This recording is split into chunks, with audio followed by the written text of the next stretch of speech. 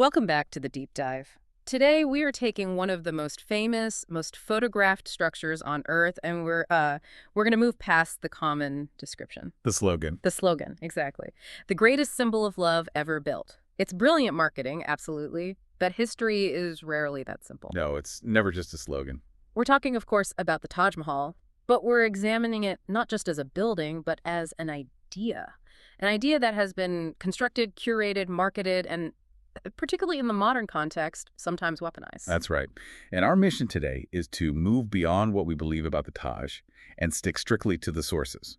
We've got a whole stack of material here, everything from 17th century Persian court chronicles to very recent court records from Agra. So we're not disputing the beauty of it. Oh, absolutely not. The artistic beauty is self-evident. We're here to investigate the hard underlying questions, things like, who actually shaped the historical narrative that you and I grew up with? And why do historians still disagree on some really crucial things? Exactly. And of course, what's going on with these sealed rooms and the legal challenges that have been in the headlines. Okay, let's unpack that. The best place to start is always with the foundation, with the documents the builders themselves produce. The official account. Right.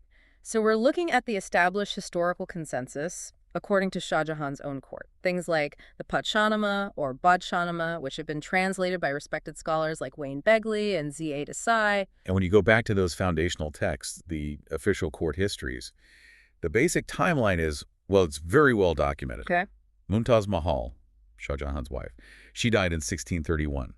Construction of the complex began almost immediately around 1632, and the whole project was declared complete by 1652 or 53. So that part is solid. It's anchored in their own record. Very solid. One of the most documented building projects of that entire era. But this is where we start to, peel back the layers. Because if those are the foundational texts, what do they actually say about why it was built?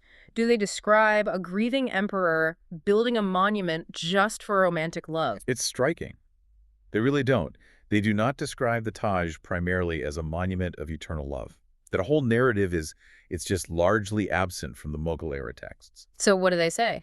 They describe a royal funerary project, yes, but it's fundamentally presented as a symbol of supreme imperial authority and an architectural vision of Islamic paradise, of Jannat, but right here on Earth. So it's about power in paradise, not so much romance. What does that tell us about the history we all learned? It tells us that the emotional story, the one on every postcard, that appears to have been added significantly later, probably during colonial and post-colonial interpretations. And this is a really critical insight because it separates the builder's documented intent, which was about imperial power, from the popular narrative, which is all eternal romance. Which begs the question then, if the purpose was so grand and political, the land itself must have been part of that display of power. What do the sources say about where it was built?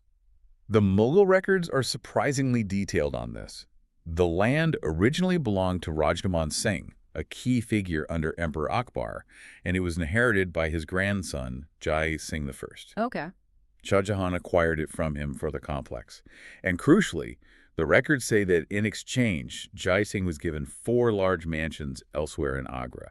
So it was a transaction. An imperial transaction, transferring a prime piece of riverside real estate. Exactly. It just underscores the political and imperial nature of the whole project. That much is undisputed fact, then. It's in the ledgers. Right. But this is where the debate really starts to heat up, right? Moving from land ownership to architecture. Yes. If the land was acquired, what was on it before 1632? And this is where historians diverge really dramatically. And it's because of a lack of modern, open archaeological work. So what's the mainstream view? Mainstream historians have typically suggested the site had existing palaces or mansions, maybe grand ones, which were then dismantled for the new complex. This fits the narrative of a completely new structure. But the alternative researchers, they see something different. What are they looking at? They're looking at the massive scale of the underlying structures, the orientation, and specifically the multi-level chambers and substructures that are beneath the main marble plinth. So under the main platform. Right. They argue these underground chambers, this huge brick core, it's all just far too vast to be a simple foundation for a new mausoleum.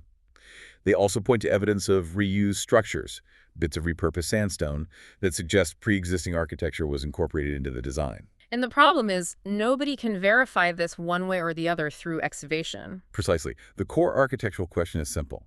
Was it built from scratch, or was it a massive remodel, a recladding of something that's already there? And since there's no transparent examination allowed, historians have to rely on textual consensus, not physical evidence. And that lack of transparency, that's what leads to doubt. It's what multiplies doubt. Hmm. And that doubt, which has been building for decades, is what eventually led to legal action. Let's talk about that because this part is often misreported. The courts in Agra. Absolutely. So relatively recently, the Agra court accepted a case demanding documentation about the origins of the structure. They didn't throw it out. They did not dismiss it outright. And by accepting the petition, the court implicitly acknowledged that this question of origin has never been conclusively answered by modern archaeological standards. It's a legitimate question. And it's important to be clear about what the petition is asking for. They're not saying tear it down. No, not at all. They're demanding access, transparency, documentation. They just want the evidence to be verified. And the focal point of this whole controversy is a set of sealed rooms. Over 20 of them. Sealed chambers and rooms located beneath that main marble plinth, closed off for centuries, totally inaccessible to independent scholars. What's the official reason for that? The official body, the ASI, the Archaeological Survey of India, claims they are just structural and storage spaces, necessary for stability. But the critics are asking a pretty direct question. A very direct question. If they are just storage spaces and there's nothing controversial, then why not open them up, document them fully, and silence the controversy for good? Because secrecy just fuels more suspicion. That's the crux of it. Transparency is how you resolve these debates. Secrecy, whatever the reason, just allows alternative narratives to grow. The court accepting this case puts real pressure on that institutional narrative. And this brings us to some of the more radical claims. We have to briefly mention P.N. Oak, who argued the Taj was a modified Shiva temple, a Teo Mahalaya. Yes, and it's critical to be precise here. The courts soundly rejected Oak's conclusions. They found his methodology to be weak, not academic. But, and this is the important distinction, the courts rejected his conclusion. They did not order the archaeological work needed to resolve the foundational dispute. So while Oak's specific work is flawed, it really highlighted that core problem. that alternative ideas were being dismissed without transparent testing. Exactly. Without the archaeology to settle it for everyone, for all time. This all suggests that the history we learned wasn't just built on documents, but on the interpretation of them. And maybe on a certain ideological framework. Let's wade into historiography for a minute. Okay, a crucial topic here. Historiography is, for anyone unfamiliar, basically the study of how history is written, who writes it, and why they write it the way they do. And a serious academic question has been raised about how much ideology shaped this particular narrative. It has. A lot of the Indian medieval history that ended up in textbooks, especially in the mid-20th century, was heavily influenced by the Marxist school of history, with figures like Irfan Habib. So how did that lens affect the story of the Mughals and the Taj? Well, the accusations leveled against that school point to a selective use of the Persian court chronicles, a heavy focus on things like economics, administration, revenue collection. And less focus on America. Less focus on sources like local temple inscriptions or chronicles describing conflict. The Mughals were often framed in a way that tended to minimize or contextualize things like temple destruction. So you get a story of glorification, focusing on benign synthesis and high culture as a byproduct of that economic focus. Critics argue that's exactly what happened, Yeah. resulted in an incomplete narrative, a convenient one for textbooks. And it also raises a serious question about mastery. Did all the historians relying on this framework master classical Persian themselves, or did they rely heavily on translations? Because translation is interpretation. It's always an act of interpretation, Mm-hmm. which means the textbooks became products of a specific ideological project, not some neutral, objective truth. It's fascinating, and it brings us full circle back to that slogan, the greatest symbol of love. If the Mughals didn't push it, and the historians were focused on economics, where did the postcard image of the Taj come from? It was really solidified during the colonial era. European travelers like Jean-Baptiste Havrier had admired it in the 17th century, sure, but they didn't call it a love monument. So it was the British. That romantic image really peaked under British rule, specifically under Lord Curzon, late 19th, early 20th century. Curzon was obsessed with India's ancient structures. He launched a massive restoration of the Taj, redesigned the gardens, and essentially marketed it as India's crown jewel for a global Western audience. And he simplified the story. He simplified the story. Tomb built for a queen by a mourning emperor.